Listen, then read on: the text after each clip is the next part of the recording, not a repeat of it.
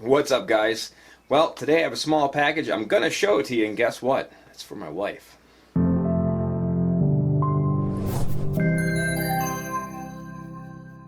What's up, guys? I am Juan. This is my channel, BlueprintPC, and today in this video we're talking about my small package.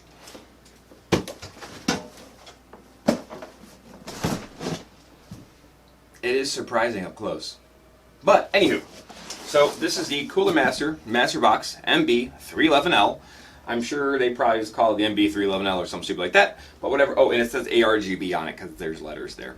Why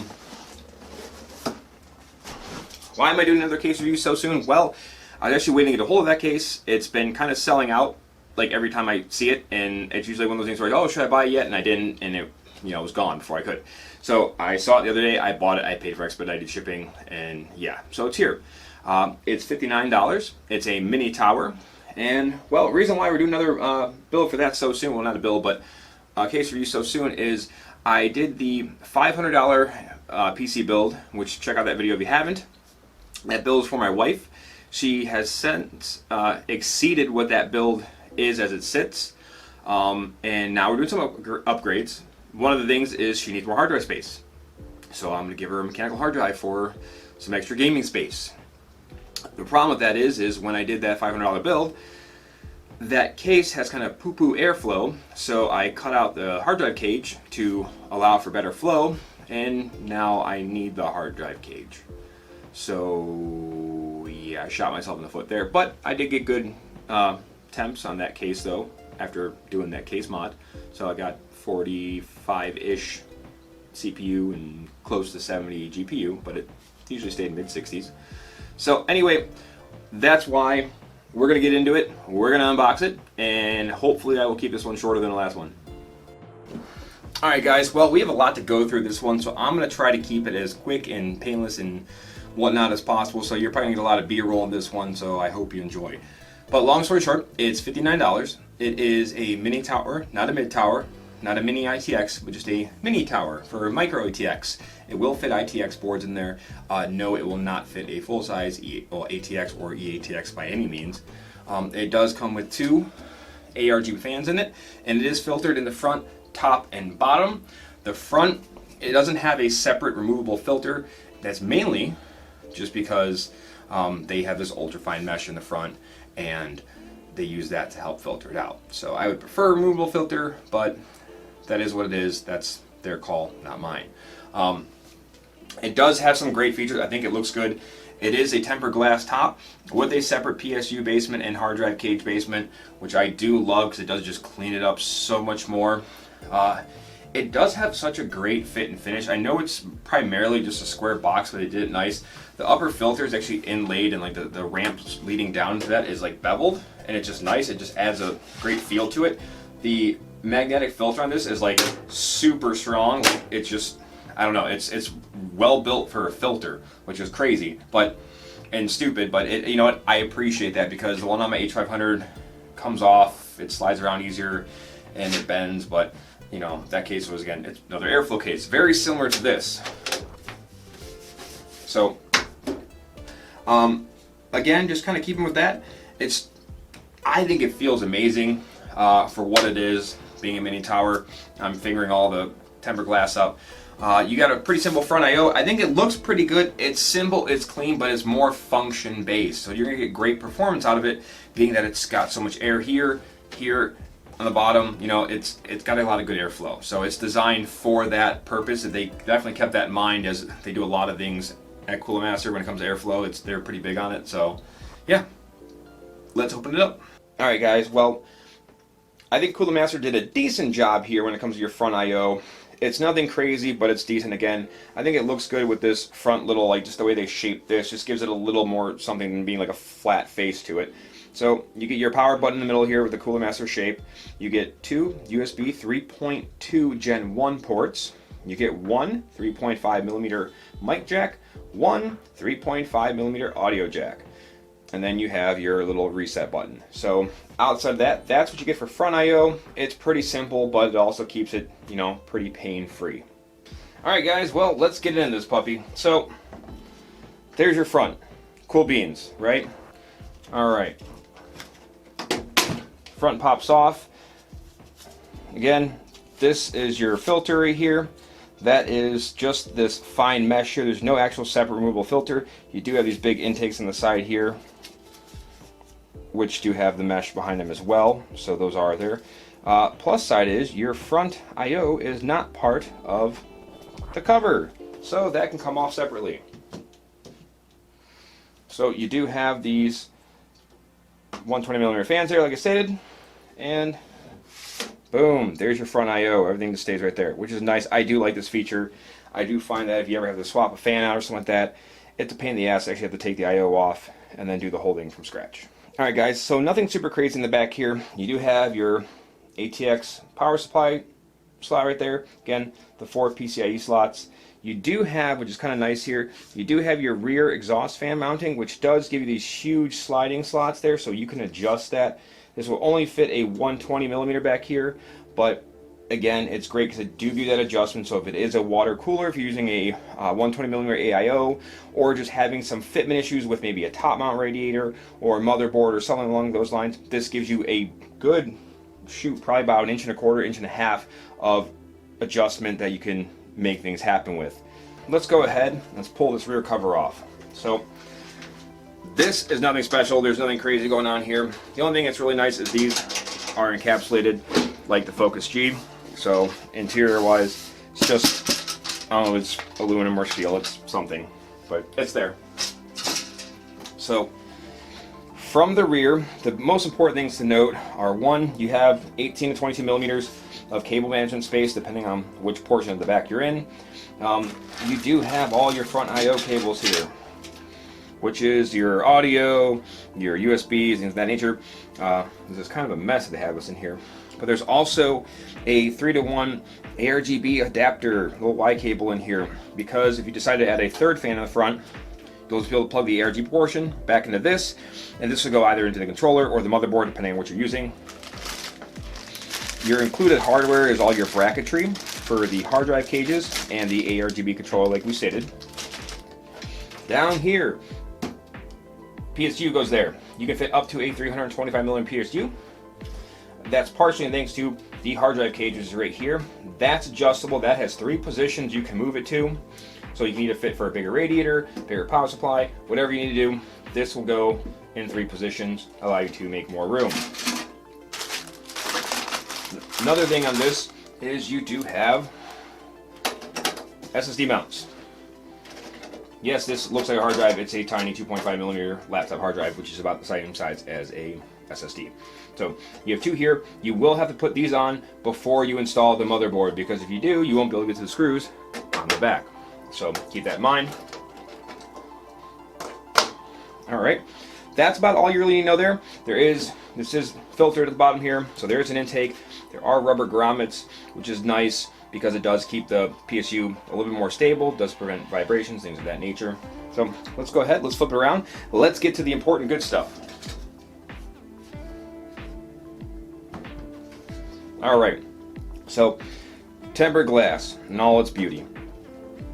So these screws are also encapsulated. I'm going to carefully pull these out. Reason being is I don't like this design, and I think Fractal's done this before too. This is just sitting here. There's no catch, there's no nothing. So, and it does have this black border here on the glass. So keep that in mind if you think for styling or things like that. That's mostly to hide up. Ooh, I just tapped this. See, it says fragile, don't break. But that's mostly to hide this framework here, so you don't have to see that. It all looks, you know, clean and pretty. All right, continuing in. Manual. Yeah, that's gone. You do have SSD mounts right there, and right there if I can find the hole. Yeah, good job. All right, so in the front, you see you have your 2 fans here. You do have slots all along the whole front there, so you can put 3 120mm fans or two 140mm fans. You cannot fit a 360mm rad. That's what they say on their website. I would assume, I haven't tried fitting one yet, but it's because of the end cap that comes on the radiator, where you'll have your 360 and then you'll actually not be able to fit just the little nub that comes off the top there. So 3 120mm fans up front will fit up the front, but unfortunately a radiator will not. You can't fit a 240 and a 280mm radiator in the front, along with in the top. You can fit a 120mm radiator in the rear if you should so choose, and it is adjustable and slidable, so that's a nice little feature there. Again, your top does have this really nice filter here. Again, it's just super strong. I like it. And the top is slotted as well, so you can adjust as needed for motherboard fitment or any other component, a radiator in the back, fans in the front, radiator. Like, you have room to adjust and slide and make things work the way you need them to.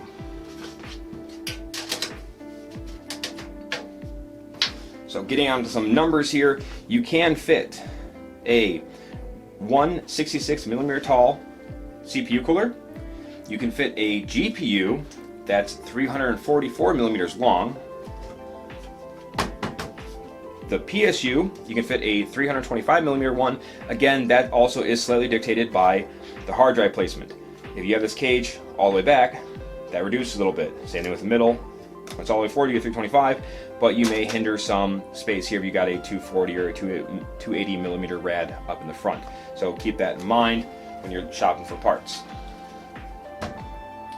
Again, just kind of giving a general rundown. 3 120s, 2 120s, 2 140s, 2 120s, 2 140s, and a 120. That is your overall fitment for fan. And again, radiators, you just can't fit a 360 up front, so that's the biggest downside there. So let's go ahead, let's get it buttoned up, and let's conclude this puppy. Alright guys, so I told you I was going to try to keep this somewhat quick. I haven't really looked, but I hope this video is shorter, and I'm going to stop talking about that because it's just adding to the time. I'm going to go through my little checklist here of my closing pros and cons on this one. Pros are most of this review. I mentioned a lot of things I liked along the way, mentioned a few things I didn't like along the way, but overall I do like the aesthetics. I do think it looks good. I like it, but I'm a function over fashion kind of person. I'd rather have something work well than look good. I do think it's built well. I do think it's extremely solid. They did a great job with that. A lot of the nice finishing touches are amazing, so full props to Cooler Master for that one. Expansion like crazy. This thing, with the ability to hold 6 2.5-inch drives or 4 2.5-inch drives and 2 3.5-inch drives, that's farking amazing. So you could build in this and constantly expand your game library till you run out of money, basically. It is flexible enough too to where you could do a custom loop in it and have, you know, like a fairly clean, small, compact custom loop system. So I think it's pretty good that way too. So I'm giving points for that. I like the fact that the front I/O is not part of the front cover, so if you want to pull the cover off, swap a fan, clean the fans, clean the filter, whatever, it's minimal effort. You don't need to gut the whole system to fix or just do minute repairs or work to it. The fact that it comes with 2 ARGB fans, I think is another pro, just because they're expensive.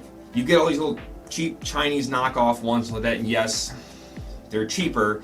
You get what you pay for. They're gonna fail, they're gonna be noisy, whatever it is. So that fact that this comes with it, that the 2 of them from a known brand, points there. Cons, again, the holes for cable management in the back plane. There's no grommets there, but you don't usually see that on the lower end case, especially for 60 bucks. I do like it. It just helps, I think, hide the wires better. But again, I'm not mad at them. Much like the Focus G and some other ones I've seen, they do, along where those pass-through slots are, they do roll the edges, so it does keep your cable safe. It just doesn't look as good. But again, it's not a deal breaker, at least not in my eyes. The rear PCIe slot covers being pop-out covers and not ones that screw out. But again, I typically pull those out regardless and replace them with filtered ones. So if your GPU's sucking in air through the rear, it's filtered air, and you're not a solid one, so it's not choking it off if it needs that air. So little kind of pro tip right there too. So if you ever detect that your GPU is pulling air in the back, just put a filtered mesh slot in there. Amazon, Newegg, they're like $5 or $6 for a set. I wish the front filter mesh was separate. I do wish that came off so you can clean it, just make it a little bit easier. But the fact that it still pops off the front panel and you can just clean it up, I guess maybe that's why they did the front I/O the way they did. Who knows? In the glass mounting, it's extremely secure how it sits. It's got 4 screws. They're all got the rubber grommets around them, and it's not going anywhere.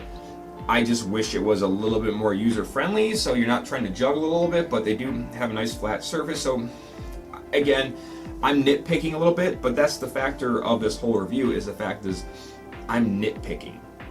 There's no blatant deathly flaws in this case. I have to nitpick little stupid stuff to find what's wrong with it. Now, mind you, I'm sure some of you guys out there, you know, see things you don't like. Do me a favor, put it in the comments. Tell me what you don't like. Tell me what you think about this one. Go ahead and, you know, light them up. Let's see what you guys think about it. Let me know what you guys want to do, or, you know, what kind of case you want to build in. So outside of that, guys, I'm happy with this one. I think for the $60 price bracket, this is an amazing case, and this is what I recommend now over the Focus G. I do still recommend the Focus G because it's $10 cheaper. So if you are extremely tight on budget and you can't fork over the extra bucks for this one, the Focus G will work. It's again, you know, but Focus G does have more colors too. So, but so far, I'm in love with this tiny little case. I think it's gonna be awesome. I'm excited to build in it, even though I'm just kind of doing a heart transplant, but I'm excited to work with it. And yeah, so if you guys haven't already, hit that like and subscribe button, and I will catch you in the next one.